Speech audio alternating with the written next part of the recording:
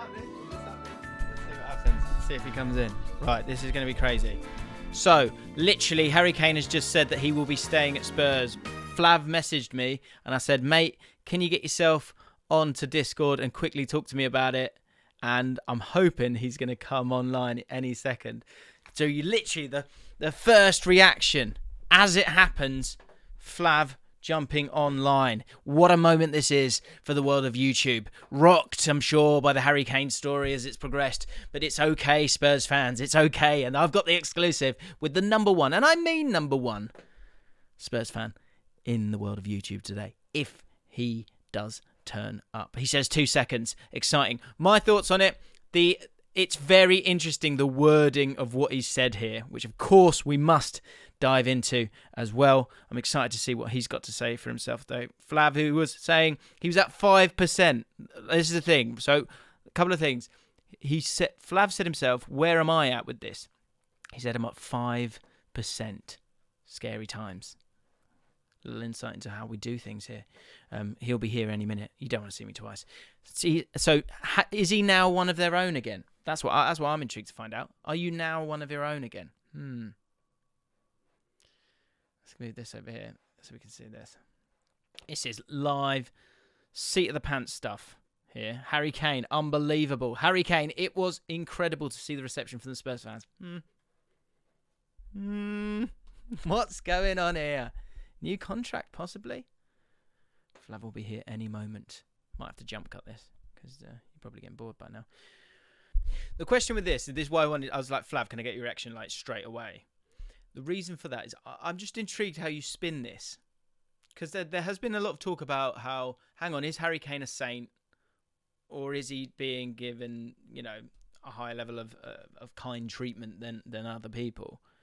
So now that he's kind of said that he's going to stick around, is that because the gentleman's agreement is now in writing?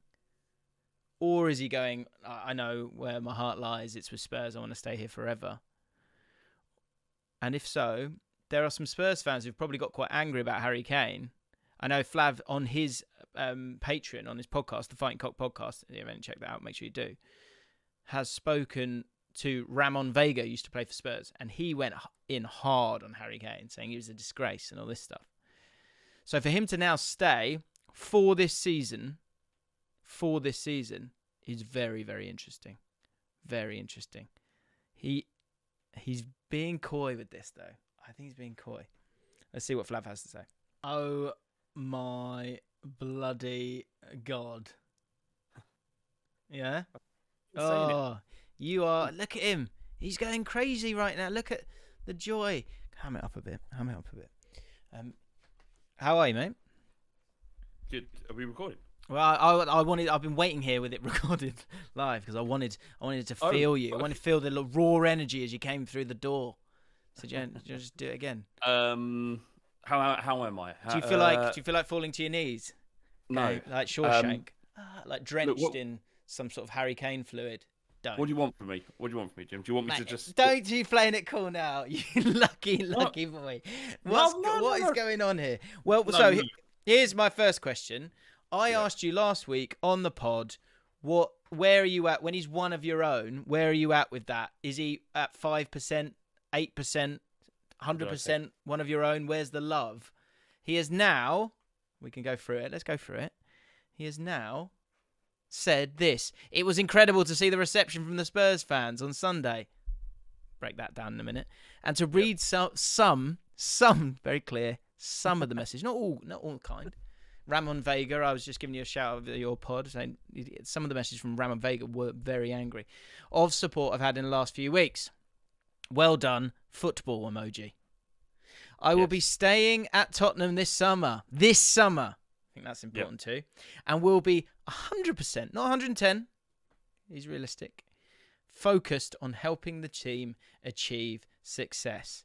Initial thoughts, feelings, reactions. Go. My initial thoughts are that just the circus is finished.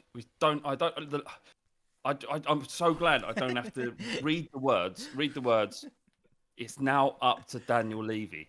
It was never up to Daniel Levy. It was always up to Manchester City across the board. The narrative was if you want Harry Kane from a Spurs fan's perspective, and it seemed to be from Tottenham's perspective, where you never know what's going on in the upper echelons at the club.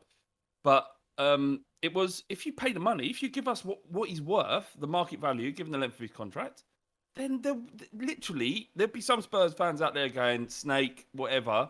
But fundamentally, you knew where you're at. We were getting what we needed in order to reinvest in the squad and give ourselves the best chance of replacing him, which would have been impossible.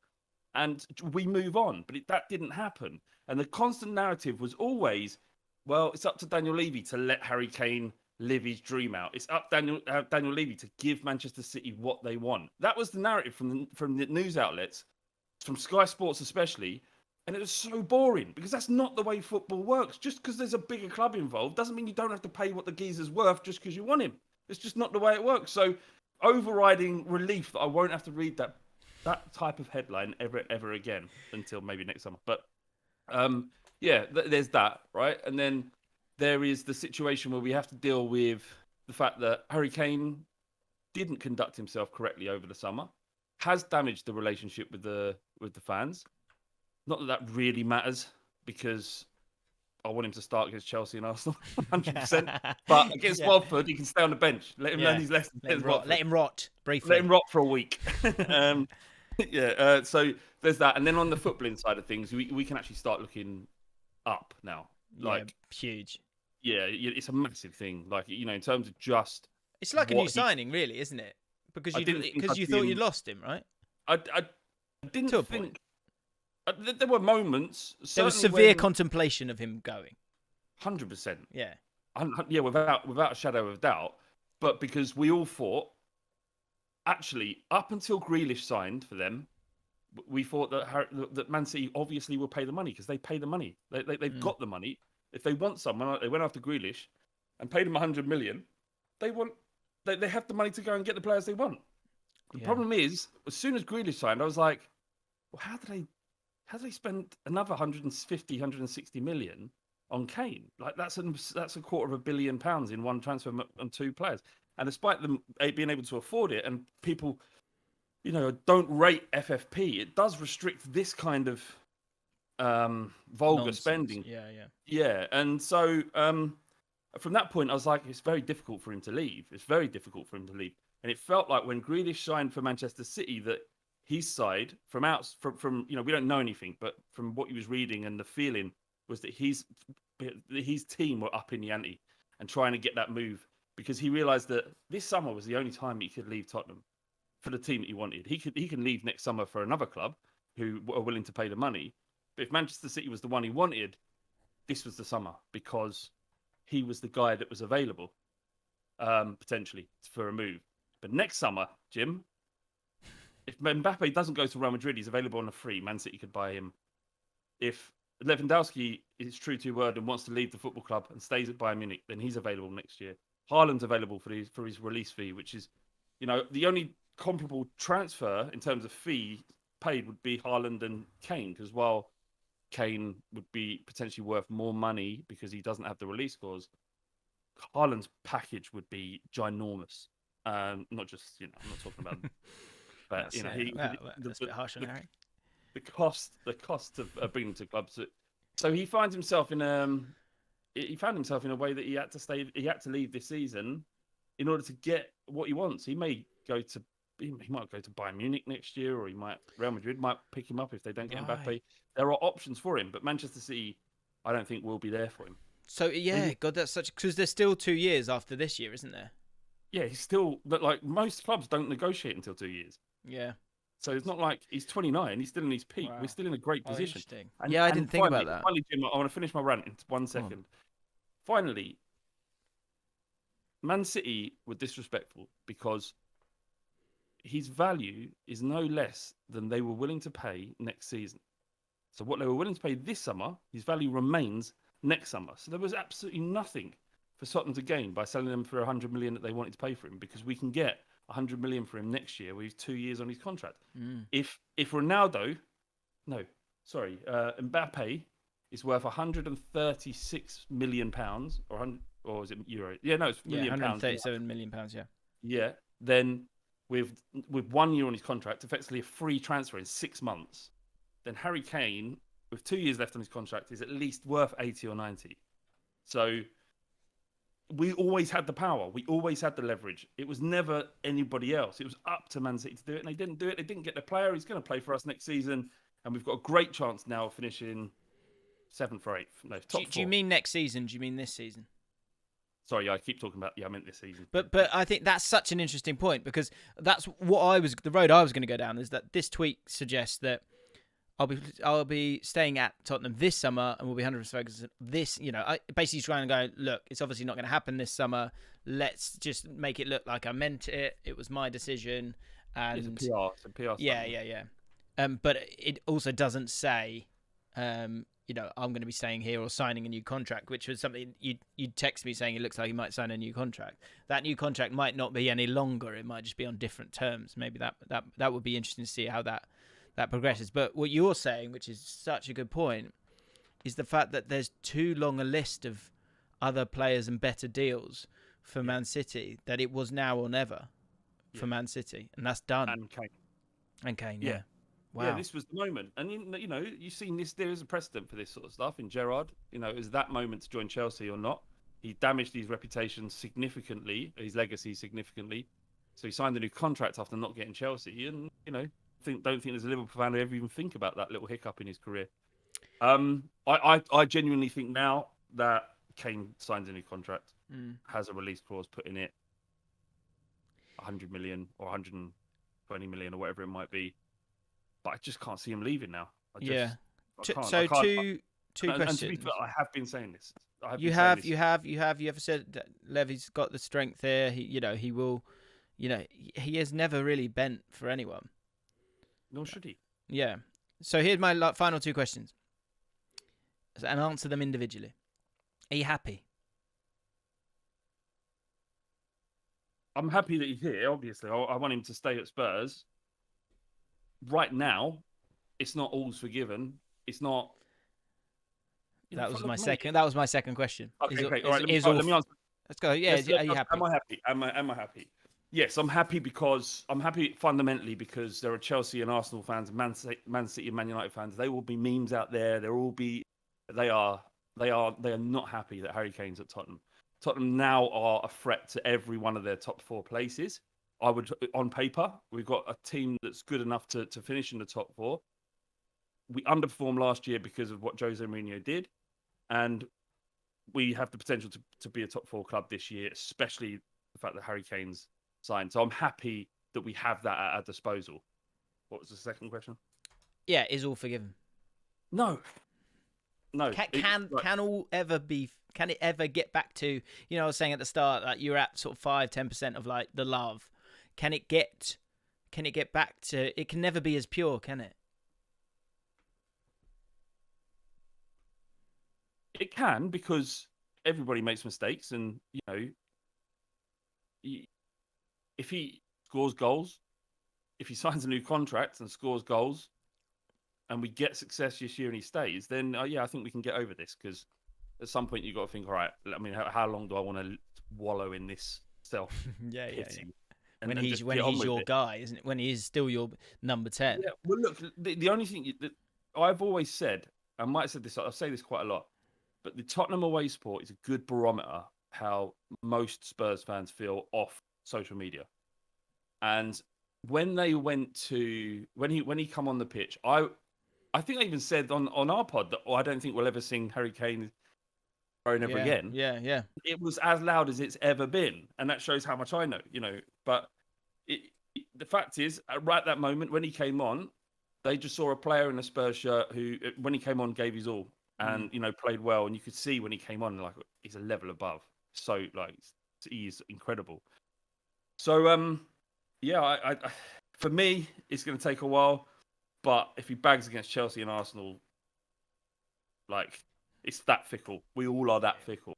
And I think, you got to understand the grey of life. And it's like, at that moment, understandably, he was panicking a bit. He's just, and someone made a comment to me, and I thought that's such a good point. Hang on, I'm going to sneeze. Sorry. Coffee mouth? Did you think coffee mouth? Yeah, no, sorry, I was holding things. He said to me, if England had won the Euros and he had a trophy, Yeah. this might not have even gotten this far, because I think he would have had a much higher level of career contentment. But without it, I think his sort of mortality as a footballer was kind of coming into his mind a lot with all of it. And a bit like Gerrard probably as well. And now the way it's worked out, it's fallen your way, and you still know he'll give absolutely everything. So it's just worked out, hasn't it, for you on this? Yeah, occasion? I mean, there is a comparable scenario. There's a comparable scenario at Tottenham at the moment with Ndombele, who's doing everything he can to get out the door, and there are no Spurs fans kicking and screaming about it. So. It's good. You know how highly I rate Ndombele. I think he could go on and do anything he wanted. He's that good.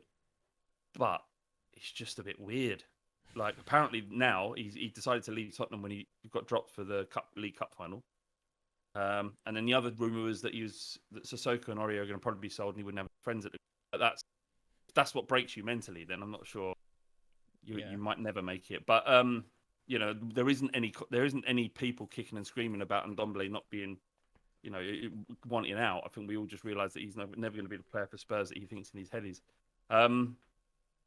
Yeah, sorry, mate, I forgot. I got sidetracked there. What was said? It's fine. No. I think you're just kind of saying, like, the point you were making was that, it's a big story because people cared about him. But generally, he is obviously an exceptional professional. And so this will be water under the bridge down the road, I presume. Yeah, probably. And he said, it's all about winning things in the Euros. That's what it was. There